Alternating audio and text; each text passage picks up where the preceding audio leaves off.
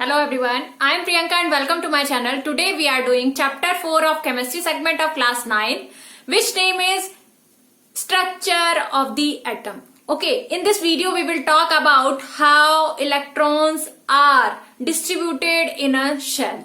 Okay, in previous video we had talked about the subatomic particles, that is electrons, protons and neutrons. Okay, so let's start for the today's session.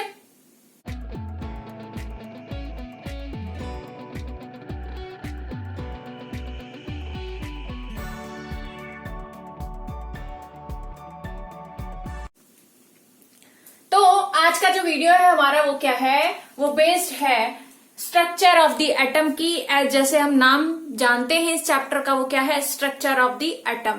तो यहाँ पे हम बात करेंगे कि atom का जो स्ट्रक्चर है उसमें इलेक्ट्रॉन्स कैसे अरेंज होते हैं उसको हम आज समझेंगे। ठीक है, तो जो टॉपिक है वो क्या है, distribution of electrons in shells. ठीक है, तो सबसे पहले हम समझते हैं कि शेल्स क्या होते हैं। ठीक है, शेल्स हम किनको कह रहे हैं और ये जो स्ट्रक्चर की हम बात करेंगे वो किसने बताया है इसके बारे में। वो थे दो साइंटिस्ट जिन्होंने इसको डिफाइन किया कि कैसे इलेक्ट्रॉन्स डिस्ट्रीब्यूटेड होते हैं एटम के अंदर। वो साइंटिस्ट क्या थे, उनका नाम था बोहर एंड बरी। ठीक है, तो बोहर एंड बरी के स्कीम के थ्रू ये जो है हम यहाँ पे स्ट्रक्चर देखेंगे कि शेल्स के अंदर इलेक्ट्रॉन्स कैसे प्रेजेंट हैं। तो सबसे पहले हम किसकी बात कर रहे हैं कि शेल्स क्या होते हैं।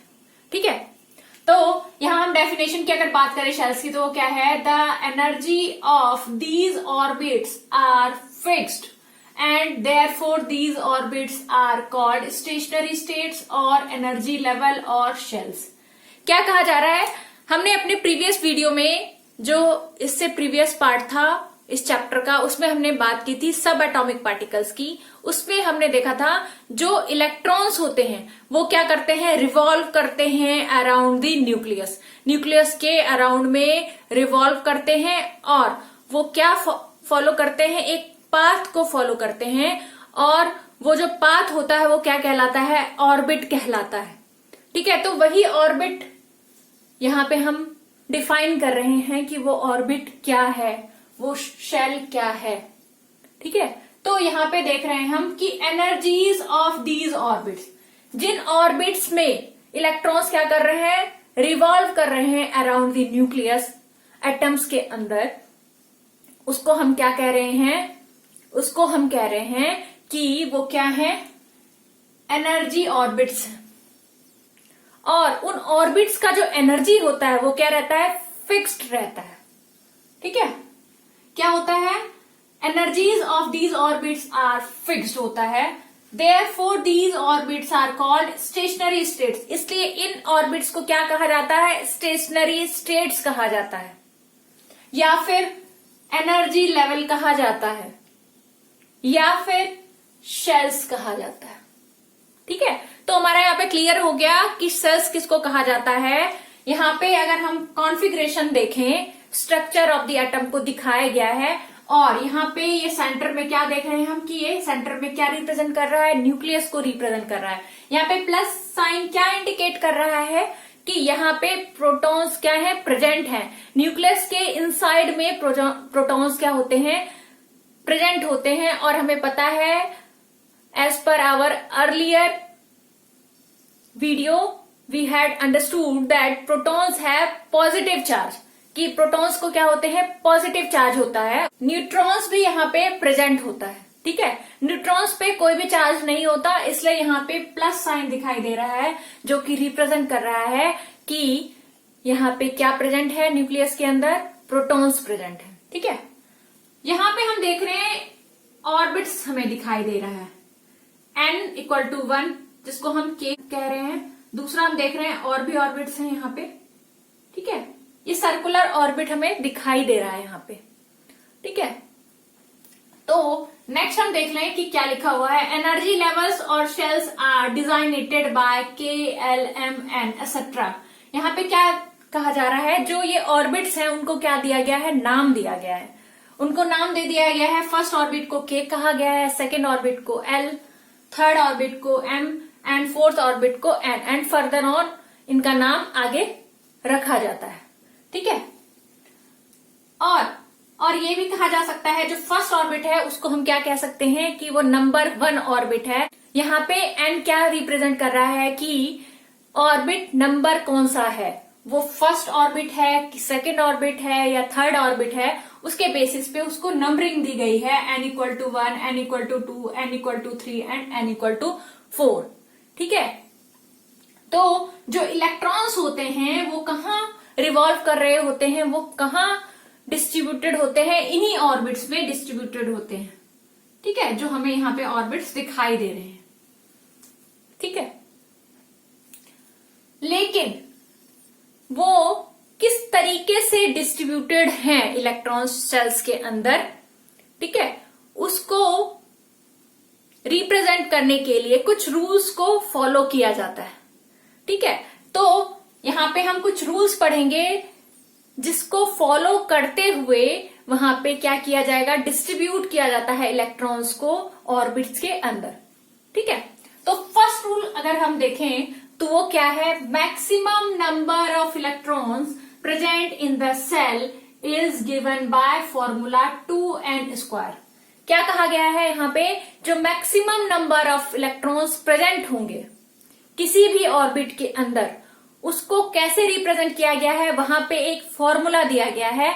उस फॉर्मूले के थ्रू बताया गया है कि उतने नंबर ऑफ इलेक्ट्रॉन्स क्या होंगे, प्रेजेंट होंगे उस पर्टिकुलर ऑर्बिट के अंदर। ठीक है। तो उस फॉर्मूले को क्या कहा गया है, 2n²। ठीक है। तो अब देखते हैं कि 2n² यहाँ पे हम कैसे रिप्रेजेंट करेंगे कि अगर फर्स्ट ऑर्बिट की बात की जाएगी, दैट इज के शेल की अगर हम बात करें, ऑर्बिट यहाँ पे हमारा क्या है, ऑर्बिट हम स्टेशनरी स्टेट्स भी कह सकते हैं, ऑर्बिट को एनर्जी लेवल भी कह सकते हैं और शेल्स भी कह सकते हैं। किसी भी तरीके से ऑर्बिट को हम रिप्रेजेंट कर सकते हैं। ठीक है। तो यहाँ पे हम बात कर रहे हैं जो फर्स्ट शेल है, फर्स्ट ऑर्बिट है, उसमें कितने नंबर ऑफ इलेक्ट्रॉन्स आएंगे। अगर अकॉर्डिंग टू दिस फॉर्मूला देखें तो उसको देखते हैं कि क्या आएगा वैल्यू। ठीक है। अगर हम के शेल की बात कर रहे हैं यहाँ पे, जो क्या है, जिसमें के शेल की अगर हम बात करते हैं उसके अंदर क्या है, n = 1 है। ठीक है। क्योंकि यहाँ के शेल क्या रिप्रेजेंट कर रहा है, फर्स्ट शेल को रिप्रेजेंट कर रहा है। और हम देख रहे हैं फर्स्ट शेल में जो नंबर ऑफ यहाँ पे नंबर दिखाया गया है, ऑर्बिट नंबर 1 है वो। ठीक है। इसलिए यहाँ पे n की वैल्यू क्या हो जाएगी, 1 हो जाएगी। और अगर इस फॉर्मूले में इसको रखा जाए कि 2n² अगर यहाँ पे वैल्यू रखी जाए, यहाँ पे n की वैल्यू क्या है, 1 है, तो उस कंडीशन में क्या हो जाएगा हमारे पास, 2n की जगह हमने 1 रखा, स्क्वायर इक्वल टू क्या आया हमारे पास, 2 इंटू 1 का स्क्वायर करने पे 1 ही आता है वैल्यू, तो हमारे पास क्या आ गया टोटल, 2 × 1 दैट इज 2। ठीक है। तो हम कह सकते हैं जो के शेल होता है, के शेल के अंदर कितने maximum number of electrons present होंगे, वो होंगे 2 इलेक्ट्रॉन्स। ठीक है। अब हम बात करेंगे कि सेकंड शेल में जो कि हमारा L है, उसमें अगर हम देखें तो उसमें हमें n की वैल्यू क्या दिखाई दे रही है, नंबर 2 है। ये शेल नंबर क्या है, 2 है, तो यहाँ पे n की वैल्यू क्या होगी, 2 होगी। और अगर हम फॉर्मूले में रखें इसको 2n² में, तो उसके अकॉर्डिंग क्या हो जाएगा, 2 इंटू n की वैल्यू यहाँ पे हमारे पास क्या है, 2 है, तो 2 का क्या हो गया, स्क्वायर हो गया। और यहाँ पे हम देखें अगर तो 2 मल्टीप्लाई बाय, अगर हम ब्रैकेट को ओपन करते हैं तो 2 का स्क्वायर क्या होता है, 4 होता है, 2 × 2, तो यहाँ पे हमारे पास 4 वैल्यू आ जाएगी। और 2 × 4 क्या होगा, 8 इलेक्ट्रॉन्स प्रेजेंट होंगे। इट मीन्स जो नंबर 2 शेल है, जो कि L शेल है, उसमें कितने नंबर ऑफ इलेक्ट्रॉन्स प्रेजेंट होंगे, वो होंगे 8 इलेक्ट्रॉन्स। जो maximum number of electrons present होंगे सेकंड शेल में, दैट इज 8 इलेक्ट्रॉन्स। ठीक है। थर्ड शेल की बात करते हैं, वो क्या है हमारा, M शेल, जिसको हम यहाँ पे n की वैल्यू क्या आ गई, 3 आ गई। यहाँ अगर हम फॉर्मूले में रखें तो क्या आएगा हमारे पास वैल्यू, 2 इंटू यहाँ पे n की वैल्यू क्या है, 3 है, 3 का स्क्वायर, तो यहाँ पे मेरे पास क्या आया, 2 इंटू 3 का स्क्वायर क्या होता है, 3 3 जा 9 होता है, तो यहाँ मेरे पास कितना आया, 18। ठीक है। तो हम कह सकते हैं जो नंबर 3 ऑर्बिट है, ऑर्बिट नंबर 3 में दैट इज M, शेल के अंदर कितने नंबर ऑफ इलेक्ट्रॉन्स होंगे, मैक्सिमम फिल हो सकते हैं, दैट इज 18 इलेक्ट्रॉन्स। ठीक है, अब हम बात करेंगे एन शेल, यहाँ पे जिसमें कि स्मॉल एन की वैल्यू यहाँ पे हमें क्या दिखाई दे रहा है, 4 दिखाई रहा है, क्योंकि यहाँ पे ये जो एन शेल है वो क्या है, 4th नंबर का शेल है। तो यहाँ पे एन की वैल्यू, स्मॉल एन की वैल्यू क्या हो गई, 4 हो गई। तो अगर फॉर्मूले में रखा जाए इसको, तो यहाँ पे क्या आएगा मेरे पास, 2 इंटू एन की वैल्यू क्या आ गई यहाँ पे, 4 का स्क्वायर, दैट इज क्या होता है हमारे पास, 4 का स्क्वायर हो जाता है 4 इंटू 4 दैट इज 16 टू या क्या हो जाएगा यहाँ पे हमारे पास 32 आ जाएगी वैल्यू। तो अगर हम यहाँ अब देख रहे हैं, अगर हम बात कर रहे हैं यहाँ पे कि किस किस शेल में कितने कितने इलेक्ट्रॉन्स आते हैं according to this formula given, तो हमारे पास क्या आ जाएगा यहाँ पे वैल्यू कि फर्स्ट शेल में टोटल नंबर ऑफ इलेक्ट्रॉन्स कितने प्रेजेंट होंगे, वो होंगे 2। ऐसे ही सेकंड शेल की बात करें तो उसमें कितने होंगे, 8 इलेक्ट्रॉन्स प्रेजेंट होंगे। थर्ड शेल की बात करें तो उसमें 18 इलेक्ट्रॉन्स प्रेजेंट होंगे, जो maximum number of electrons fill कर सकते हैं एटम्स के ऑर्बिट के थर्ड ऑर्बिट में, उसकी बात कर रहे हैं। फोर्थ ऑर्बिट में कितने होंगे, फोर्थ शेल में वो होगा 32 नंबर, 32 इलेक्ट्रॉन्स मैक्सिमम आ सकते हैं फोर्थ ऑर्बिट के अंदर। और फर्दर ऑन अगर हम इस फॉर्मूले को लेके चले तो आगे के शेल्स में भी हम कितने इलेक्ट्रॉन्स प्रेजेंट हैं उसको हम फाइंड आउट कर सकते हैं। ठीक है, तो यहां हमने क्या रिप्रेजेंट किया है कि जो नंबर ऑफ इलेक्ट्रॉन्स प्रेजेंट है, फर्स्ट शेल में 2 हो सकते हैं, सेकंड शेल में 8 हो सकते हैं, थर्ड शेल में 18 हो सकते हैं और फोर्थ शेल में 32 इलेक्ट्रॉन्स आ सकते हैं। ठीक है, सेकेंड रूल की अगर हम बात करें तो वो क्या है हमारा, वो है maximum number of electrons that can be accommodated in the outermost shell orbit is 8। अब क्या कहा जा रहा है, जो outermost orbit होगा किसी भी एलिमेंट का, जब हम स्ट्रक्चर ड्रॉ करेंगे उसके एटम का, तो वहां पे हम शेल्स को रिप्रेजेंट करेंगे। उस कंडीशन में क्या होगा कि जो उसका आउटर मोस्ट शेल होगा उसमें मैक्सिमम नंबर ऑफ इलेक्ट्रॉन्स कितने आ सकते हैं, 8 इलेक्ट्रॉन्स आ सकते हैं। ठीक है, ये हमारा सेकेंड रूल है। थर्ड रूल क्या कहता है कि shells are filled in a stepwise manner. क्या कहा जा रहा है, जो सेल्स में इलेक्ट्रॉन्स फिल किए जाएंगे वो स्टेप वाइज मैनर में फिल किए जाएंगे। ऐसा नहीं होगा कि सबसे पहले हमने एन को फिल कर दिया या सबसे पहले हमने एम को फिल कर दिया, एम में इलेक्ट्रॉन्स डाल दिए, फिर हम के में इलेक्ट्रॉन्स डालेंगे, फिर हम एल में, ऐसे नहीं जाएगा। हमेशा जो इलेक्ट्रॉन्स फील होंगे किसी भी एटम के स्ट्रक्चर में, जो हम यहाँ पे देख रहे हैं एटम्स के अंदर जो ऑर्बिट्स प्रेजेंट हैं उसमें जितने भी इलेक्ट्रॉन्स फील होंगे तो वो स्टेप बाय स्टेप फील होते हैं। जैसे कि सबसे पहले अगर इलेक्ट्रॉन्स फील होगा तो वो कौन से शेल में होगा, वो होगा के शेल में, क्योंकि फर्स्ट शेल क्या है, के शेल है। इसलिए जितने भी इलेक्ट्रॉन्स, जो मैक्सिमम नंबर ऑफ इलेक्ट्रॉन्स आ सकते हैं के अंदर, वो पहले फील होंगे, फिर सेकेंड में फील होगा एल में, फिर थर्ड में फील होगा। तो यहाँ पे हमने देख लिया जो के शेल होता है उसमें मैक्सिमम नंबर ऑफ इलेक्ट्रॉन्स 2 आ सकते हैं, एल में 8 आ सकते हैं, देन 18 आ सकते हैं, देन 32 आ सकते हैं। ठीक है, तो एक एग्जांपल हम यहाँ पे लेके समझते हैं कि स्टेप वाइज मैनर में कैसे फील किया जाता है इलेक्ट्रॉन्स किसी भी एटम का। ठीक है, एलिमेंट के एटम का। ओके, तो इसके लिए एक एग्जांपल ले लेते हैं। एक एग्जांपल ले रहे हैं हम यहाँ पे सोडियम का। सोडियम क्या है यहाँ पे, वो है, उसको अगर सिंबॉलिक रिप्रेजेंटेशन करें तो वो क्या होता है, Na। ठीक है, और इसका अगर हम यहाँ पे एटॉमिक नंबर देखें तो वो क्या होता है, वो होता है 11। तो एटॉमिक नंबर 11 है, तो यहाँ पे जो इलेक्ट्रॉन्स प्रेजेंट है वो कितने होते हैं, 11 इलेक्ट्रॉन्स कंटेन करता है एक एटम सोडियम का। ठीक है, तो 11 इलेक्ट्रॉन्स हैं, तो उनके वो किस किस ऑर्बिट में कैसे वो फील होंगे। तो सबसे पहला जो ऑर्बिट होता है वो क्या होता है, के शेल होता है, सबसे फर्स्ट जो शेल होता है। तो के में हमें पता है कितने इलेक्ट्रॉन्स प्रेजेंट होंगे, वो होंगे 2। मैक्सिमम अमाउंट ऑफ इलेक्ट्रॉन्स कितने होते हैं, 2 होते हैं। तो अगर यहाँ हम कॉन्फ़िगरेशन देख लें, के, एल, एम एंड एन, ठीक है, तो जो फर्स्ट शेल है उसमें कितने हैं 2 इलेक्ट्रॉन्स। ठीक है, फिर सेकेंड शेल में कितने आते हैं 8 इलेक्ट्रॉन्स। इन दोनों को ऐड करेंगे तो हमारे पास 10 इलेक्ट्रॉन्स हो जाएंगे। और लास्ट में जो देख रहे हैं हम यहाँ पे 11 इलेक्ट्रॉन्स प्रेजेंट हैं सोडियम के अंदर, तो 2 तो के शेल में फिल हो गया। 8 जो है, जो मैक्सिमम कितने इलेक्ट्रॉन्स फिल हो सकते हैं एल में 8 हो सकते हैं, तो 8 किसमें हो गया एल में फिल हो गया। और लास्ट 1 इलेक्ट्रॉन बच गया जो किसमें फिल होगा जाके एम में जाएगा। ठीक है, फिल होने के लिए। तो अगर यहाँ पे हम इलेक्ट्रॉनिक कॉन्फ़िगरेशन की बात करें, इलेक्ट्रॉनिक कॉन्फ़िगरेशन बेसिकली क्या होता है, distribution of electrons in a shell. Shell के अंदर इलेक्ट्रॉन्स कैसे डिस्ट्रीब्यूटेड है, तो यहाँ पे हम देख रहे हैं इलेक्ट्रॉनिक कॉन्फ़िगरेशन हम के एल एम एन ऐसे हम रिप्रेजेंट कर सकते हैं शेल्स को। तो उसके थ्रू अगर देखा जाए इलेक्ट्रॉनिक कॉन्फ़िगरेशन सोडियम एटम का, तो वो क्या है 281। ठीक है, तो ये हमारा एक एग्जांपल था रिप्रेजेंट करने का कि कैसे हम दिखाएंगे कि स्टेप बाय स्टेप कैसे फील होता है इलेक्ट्रॉन्स किसी भी एटम के स्ट्रक्चर के ऑर्बिट के अंदर। ठीक है, नेक्स्ट पॉइंट की बात करेंगे, वो क्या होगा हमारा वैलेंसी।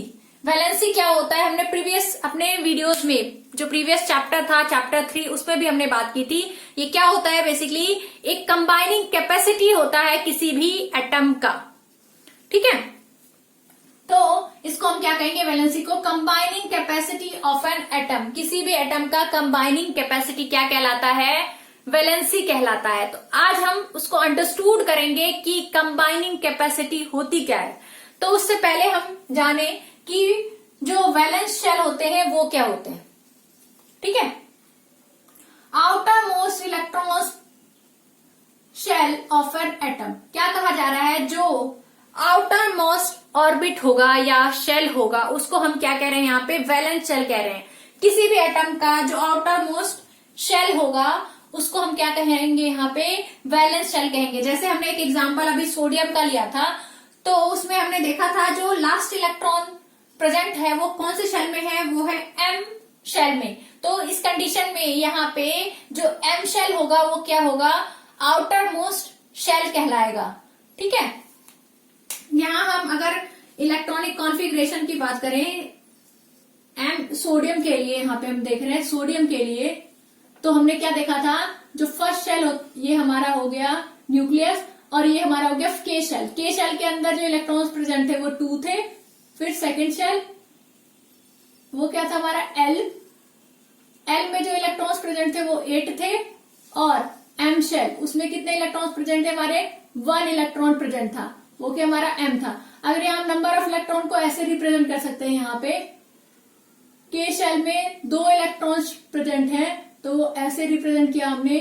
एल जो शेल था उसमें कितने इलेक्ट्रॉन्स थे, 8 थे, 1 2 3 4 5 6 7 एंड 8। और जो एम शेल है उसमें 1 इलेक्ट्रॉन प्रेजेंट है। ठीक है, जो वैलेंस ऑर्बिट होते हैं या फिर वैलेंस शेल होते हैं वो क्या होते हैं, outermost electron shell of an atom. जो एटम है, एक पर्टिकुलर एटम है, उसका जो आउटर मोस्ट शेल है जहां की लास्ट इलेक्ट्रॉन प्रेजेंट है। जैसे कि एग्जांपल हमने यहाँ पे एम शेल देखा सोडियम के केस में, तो एम शेल क्या हो गया, आउटर मोस्ट शेल हो गया और इसको हम वैलेंस शेल भी कहेंगे। ठीक है, ऐसे ही जो यहाँ पे हम डेफिनेशन देख रहे हो क्या है, वैलेंस इलेक्ट्रॉन्स। अब वैलेंस इलेक्ट्रॉन्स किसको कहा जाता है, ठीक है, वैलेंस इलेक्ट्रॉन्स क्या होता है, electrons present in the outermost shell of an atom. अब क्या कहा जा रहा है, अभी तक शेल की बात की जा रही थी कि जो आउटर मोस्ट शेल है उसको क्या कहा हमने, वैलेंस शेल कह दिया। अब आउटर मोस्ट जो शेल है उसके अंदर जो इलेक्ट्रॉन जो प्रेजेंट है उस इलेक्ट्रॉन को हम क्या कहेंगे, वैलेंस इलेक्ट्रॉन कहते हैं। ठीक है, तो यहाँ पे जो 1 इलेक्ट्रॉन है वो क्या कहलाएगा, वैलेंस इलेक्ट्रॉन कहलाएगा, क्योंकि ये आउटर मोस्ट शेल के अंदर इलेक्ट्रॉन प्रेजेंट है। ठीक है, अभी हम बात कर रहे थे कि वैलेंसी क्या होती है बेसिकली। ठीक है, और यहाँ हमने देखा जो के शेल होते हैं एल एम, इन सब में मैक्सिमम नंबर ऑफ कितने इलेक्ट्रॉन प्रेजेंट होते हैं। ठीक है,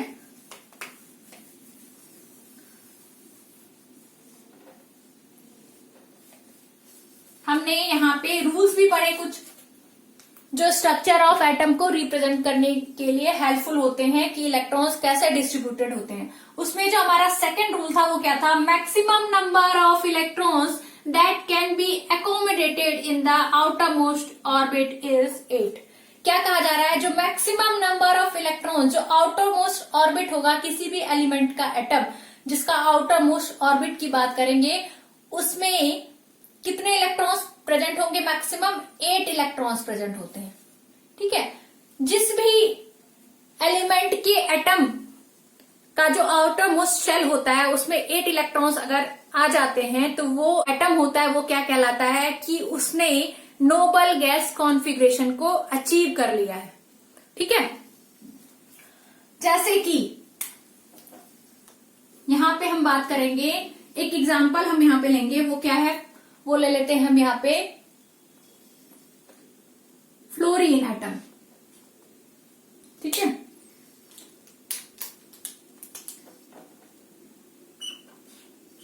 फ्लोरीन का जो इलेक्ट्रॉनिक कॉन्फ़िगरेशन देखेंगे वो किसके बेस पे होगा कि उसमें नंबर ऑफ इलेक्ट्रॉन्स कितने प्रेजेंट हैं। ठीक है, जो एटॉमिक नंबर होता है फ्लोरीन का वो होता है 9। तो इसमें जो इलेक्ट्रॉन्स प्रेजेंट होते हैं वो भी कितने होते हैं, 9 इलेक्ट्रॉन्स प्रेजेंट होते हैं। ठीक है, तो इस केस में क्या होगा, जो इसका इलेक्ट्रॉनिक कॉन्फ़िगरेशन होगा वो क्या होगा, KLMN ऐसे हम यहाँ पे लिख लेते हैं कि K शेल में कितने आएंगे, 2 आएंगे। L शेल में कितना आएगा, 9 में से 2 चला गया तो L शेल में कितने बचे, 7 बचे इलेक्ट्रॉन्स। ठीक है, इस केस में हम देख रहे हैं जो M शेल है वो खाली रहेगा, N शेल खाली रहेगा, तो इसको हम देखेंगे नहीं, ये है ही नहीं है इसका मतलब। L शेल में कितने इलेक्ट्रॉन्स प्रेजेंट हैं, 7 इलेक्ट्रॉन्स प्रेजेंट हैं। अगर L शेल में भी 1 इलेक्ट्रॉन्स और आ जाएगा तो टोटल 8 इलेक्ट्रॉन्स हो जाएंगे। तो उस केस में हम क्या कहेंगे, जो वैलेंसी है किसी भी एटम का जो वैलेंसी होगा उसको हम कैसे फाइंड आउट करें, तो ये क्या होता है, वैलेंसी कंबाइनिंग कैपेसिटी होती है किसी भी एटम की। अगर कोई एटम नोबल गैस कॉन्फ़िगरेशन को अचीव कर लेता है, नोबल गैस कॉन्फ़िगरेशन मीन्स उस एलिमेंट का एटम जो है उसका आउटर मोस्ट शेल जो है वो क्या हो गया है, कंप्लीट हो गया है, मीन्स कि उसके अंदर आउटर मोस्ट शेल में 8 इलेक्ट्रॉन्स प्रेजेंट है, जिसको हम क्या कहते हैं, ऑक्टेट कंप्लीट किया है उसने। ठीक है, अगर ऑक्टेट कंप्लीट हो गया है तो वो जो एलिमेंट का एटम होगा, वो पर्टिकुलर जो एलिमेंट होगा वो क्या करेगा, वो कंबाइन नहीं करेगा, किसी के साथ रिएक्ट नहीं करेगा, क्योंकि उसको इलेक्ट्रॉन्स चाहिए ही नहीं, क्योंकि उसका आउटर मोस्ट क्या हो गया है, फिल हो गया है। ठीक है, और अगर किसी एटम का आउटर मोस्ट शेल जो है वो फुल नहीं हुआ होता, कंप्लीट नहीं हुआ होता, मीन्स कि उसमें 8 इलेक्ट्रॉन्स, ऑक्टेट उसका कंप्लीट नहीं हुआ है, तो उस केस में वो क्या करेगा, या तो वो लूज करेगा इलेक्ट्रॉन्स, या फिर वो किसी से गेन करेगा इलेक्ट्रॉन्स, या फिर शेयरिंग ऑफ इलेक्ट्रॉन्स करता है। यही जो कंबाइनिंग कैपेसिटी होती है उसको क्या कहा जा रहा है, वैलेंसी कहा जाता है। ठीक है, तो यहाँ पे हमने एक एग्जांपल लिया फ्लोरीन का। फ्लोरीन में हमने देखा कि जो इसका एटॉमिक कॉन्फ़िगरेशन की अगर हम बात करें तो वो क्या होगा, इसमें 9 इलेक्ट्रॉन्स प्रेजेंट होते हैं। तो यहाँ अगर हम डिस्ट्रीब्यूशन की बात करें कि इलेक्ट्रॉन्स कैसे डिस्ट्रीब्यूटेड हुए हैं शेल्स में, तो मैक्सिमम नंबर ऑफ जो इलेक्ट्रॉन्स होंगे के शेल में वो 2 आ सकते हैं, एल शेल में कितने आ जाएंगे, 7 आ जाएंगे। ठीक है, तो हम देखेंगे जो वैलेंसी होगा इसका वो कितना हो सकता है, 8 इसको चाहिए करने के लिए कंप्लीट। तो ये क्या कर सकता है, अपने 7 को लूज कर सकता है, 7 इलेक्ट्रॉन्स को लूज कर देगा, तो जो के शेल है वो मैक्सिमम 2 ही इलेक्ट्रॉन्स उसमें होते हैं। तो ये क्या कर लेगा, वहां पे उसका जो है नोबल गैस कॉन्फ़िगरेशन को अचीव कर लेगा। अगर वो क्या करता है, वो सिमिलर हो जाता है हीलियम के। हीलियम जो होता है एलिमेंट, उसका जो एटम होता है उसमें 2 इलेक्ट्रॉन्स प्रेजेंट होते हैं, और ये जो है हीलियम उसने नोबल गैस कॉन्फ़िगरेशन को अचीव कर लिया है, नोबल गैस कॉन्फ़िगरेशन। तो हीलियम एक एक्सेप्शन है जो क्या करता है, उसका जो आउटर मोस्ट शेल है उसमें 2 ही इलेक्ट्रॉन है, और 2 ही के शेल में हमें मैक्सिमम चाहिए होता है। तो उसका जो नोबल गैस ये कॉन्फ़िगरेशन अचीव कर चुका होता है। ठीक है, तो यहाँ पे ये हीलियम का केस हो गया। और यहाँ पे अगर हम फ्लोरीन देख रहे हैं तो फ्लोरीन क्या करेगा, 7 इलेक्ट्रॉन्स को लूज करेगा, फिर उसके बाद वो नोबल गैस कॉन्फ़िगरेशन को अचीव कर सकता है। बट उसके लिए ज्यादा इजी होगा कि वो क्या करे, एक इलेक्ट्रॉन और ले ले किसी से। तो गेन ऑफ इलेक्ट्रॉन अगर 1 कर लेता है, वो +1 अगर ले लेता है, तो उसके लिए ज्यादा इजी होगा अपने ऑक्टेट को कंप्लीट करने के लिए। ठीक है, तो उसकी वजह से वो क्या कर लेगा, नोबल गैस कॉन्फ़िगरेशन को अचीव कर लेगा। मीन्स कि उसका जो यहाँ पे K और L शेल है 2 और यहाँ पे L शेल क्या हो जाएगा, 8 हो जाएगा। 8 हमारा होने के बाद ये क्या हो गया, इसका ऑक्टेट क्या हो गया, कंप्लीट हो गया, ऑक्टेट कंप्लीट। अब जब आउटर मोस्ट शेल पूरा फिल हो जाता है तब भी वो क्या कर लेता है, नोबल गैस कॉन्फ़िगरेशन को अचीव कर लेता है। तो उस केस में हम देख रहे हैं कि इसको कितने इलेक्ट्रॉन्स चाहिए होंगे, गेन ऑफ इलेक्ट्रॉन्स करेगा इस केस में वो, ना कि वो लूज ऑफ इलेक्ट्रॉन करेगा। लूज करने में उसको ज्यादा एनर्जी अपनी खर्च करनी पड़ेगी, क्योंकि यहाँ पे उसको 7 इलेक्ट्रॉन्स को लूज करना है। तो उस केस में वो क्या करेगा, लूज ना करके वो क्या कर लेगा, इलेक्ट्रॉन्स को गेन कर लेता है। ठीक है, तो 1 इसका क्या होगा, वैलेंसी अगर हम बात करें फ्लोरीन एटम की तो वो क्या होती है, 1 होती है। क्यों होती है 1? क्योंकि वहां पे वो क्या कर रहा है, लूज ना करके वो क्या कर रहा है, गेन कर रहा है इलेक्ट्रॉन्स को। ठीक है, तो ये हमने एक एग्जांपल फ्लोरीन का लिया था। यहां पे एक पॉइंट हम देखेंगे, वो क्या होगा उसको समझेंगे, उससे हमें ये जो पॉइंट हमारा हमने अभी जो अंडरस्टूड किया है वो हमारा क्लियर हो जाएगा। सबसे पहले तो हम बात करें कि number of electrons gained, lost and share to possess an octet gives the valency of that element. क्या कहा, अभी हमने बात की थी, जो वैलेंसी कैसे फाइंड आउट होगी कि उस एलिमेंट के एटम को अपना ऑक्टेट आउटर मोस्ट शेल को फुल करने के लिए उसको कितने इलेक्ट्रॉन्स की जरूरत है। उसके लिए वो या तो वो क्या करता है, लूज कर देता है अपना इलेक्ट्रॉन, या फिर वो किसी और एलिमेंट के एटम से या फिर सिमिलर एलिमेंट के एटम से क्या करता है, गेन कर लेता है इलेक्ट्रॉन्स, या फिर शेयर कर लेता है। तो वो क्यों कर रहा है, अपना ऑक्टेट कंप्लीट करने के लिए। वही कितने इलेक्ट्रॉन्स वो शेयर कर रहा है या फिर कितने इलेक्ट्रॉन्स को वो गेन कर लेता है या लूज कर लेता है, वो जो कंडीशन होती है वो उसकी क्या कहलाती है, कंबाइनिंग कैपेसिटी कहलाती है। और उसी को हम क्या कहते हैं, एलिमेंट का वैलेंसी कहते हैं, एटम का वैलेंसी कहते हैं। यहाँ पे हम 2 कंडीशंस देखते हैं, वो क्या है, valency of elements having less than 4 electrons in valence shell. क्या कहा जा रहा है, जो वैलेंसी ऑफ एलिमेंट होगा वो क्या होगा, यहाँ पे अगर लेस देन 4 इलेक्ट्रॉन्स हों वैलेंस शेल के अंदर, इसका मतलब क्या कहा जा रहा है कि वैलेंस शेल मतलब जो आउटर मोस्ट शेल है उसमें कितने हों, 4 से कम इलेक्ट्रॉन्स अगर प्रेजेंट हो तो क्या होंगे, नंबर ऑफ वैलेंस इलेक्ट्रॉन्स। जितने वैलेंस इलेक्ट्रॉन्स हैं उतनी ही उसकी क्या होती है, एलिमेंट के एटम की वैलेंसी होती है। फॉर एग्जाम्पल यहाँ पे देखते हैं हम कि एक एग्जाम्पल लेते हैं मैग्नीशियम का। ठीक है,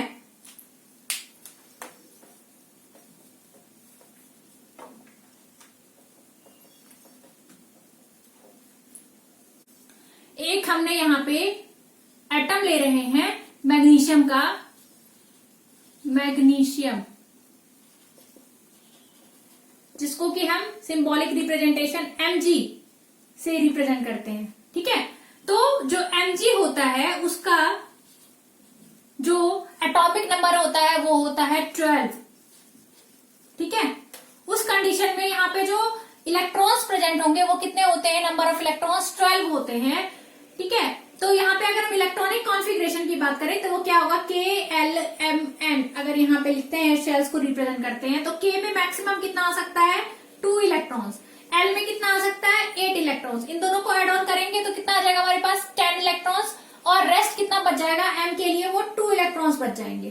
ठीक है, इस कंडीशन में हम देख रहे हैं जो हमारा आउटर मोस्ट जो शेल है वो क्या है, M है। ठीक है, आउटर मोस्ट शेल M है, और इसको हम क्या कहेंगे, वैलेंस शेल। और क्या कहा जा रहा है, जो वैलेंस शेल है उसके अंदर अगर 4 इलेक्ट्रॉन्स से क्या हो, कम हो इलेक्ट्रॉन्स। ठीक है, नंबर ऑफ इलेक्ट्रॉन्स कम हो, लेस देन 4 हो, उस कंडीशन में क्या होगा, जो वैलेंसी होगी एटम की, जो वैलेंसी होगी तो वो क्या कहलाती, वो सिमिलर होती है। जितना भी आउटर मोस्ट शेल के अंदर जो इलेक्ट्रॉन्स प्रेजेंट होते हैं उतनी ही उसकी वैलेंसी होती है। तो इस केस में आउटर मोस्ट शेल में इलेक्ट्रॉन्स कितने हैं, वो है 2। तो जो वैलेंसी होगी मैग्नीशियम की वो क्या होगी, 2 होगी। ठीक है, वैलेंसी कितनी होगी, 2 होगी। ठीक है, सेकेंड केस क्या है, वैलेंसी ऑफ एलिमेंट हैविंग। अब वैलेंसी क्या होगी अगर क्या हो, ग्रेटर देन हो 3 electrons in valence shell. Valence shell के अंदर 3 इलेक्ट्रॉन्स से ज्यादा इलेक्ट्रॉन्स हो। जैसे कि ये वाला केस हमने देखा था, इसमें हमने क्या देखा था, जो आउटर मोस्ट शेल है जिसको कि हम वैलेंस शेल कहेंगे, इसमें कितने इलेक्ट्रॉन्स प्रेजेंट है, वो है 7 इलेक्ट्रॉन्स। ये कितने इलेक्ट्रॉन है, मोर देन 3 इलेक्ट्रॉन्स हैं। ठीक है, तो उस केस में क्या करते हैं, जो हमारा ऑक्टेट होता है, मीन्स की 8 इलेक्ट्रॉन्स होते हैं, 8 में से क्या कर दिया जाता है, नंबर ऑफ वैलेंस इलेक्ट्रॉन को क्या कर दिया जाता है, माइनस कर दिया जाता है। तो इस केस में, फ्लोरीन के केस में, जो नंबर ऑफ वैलेंस इलेक्ट्रॉन है, आउटर मोस्ट शेल के अंदर जितने इलेक्ट्रॉन्स होते हैं उसको क्या कहा जाता है, वैलेंस इलेक्ट्रॉन कहा जाता है। तो वैलेंस इलेक्ट्रॉन को कितने थे, 7 थे। तो 7 से हमने क्या किया था, 7 को हमने किससे माइनस कर दिया था, 8 से 7 को हमने माइनस कर दिया था। तो हमारे पास कितना आया था, 1 इलेक्ट्रॉन आया था। 1 उसकी क्या हो गई थी, वैलेंसी हुई थी। और इस कंडीशन में क्या हुआ था, यहाँ पे जो इलेक्ट्रॉन्स प्रेजेंट है वैलेंस शेल में वो लेस देन 4 इलेक्ट्रॉन्स हैं। तो उस कंडीशन में इसमें हम माइनस नहीं करते, एज इट इज इसका जितने इलेक्ट्रॉन प्रेजेंट है उतने ही उसका वैलेंसी हो जाता है। ठीक है, ये हमने बताया था ना कि क्यों ऐसा हुआ, हमने 8 में से 7 को क्यों माइनस किया, माइनस क्यों किया, यहाँ पे लूज करना ज्यादा इजी नहीं था, ज्यादा इजी था गेन करना। इसलिए गेन कितना कर सकता था वो, 1 इलेक्ट्रॉन ही उसको गेन करना था, इसलिए उसने गेन कर लिया। तो इसका वैलेंसी फाइंड आउट करने का एक तरीका होता है कि यहाँ पे 8 माइनस 7 कर देते हैं।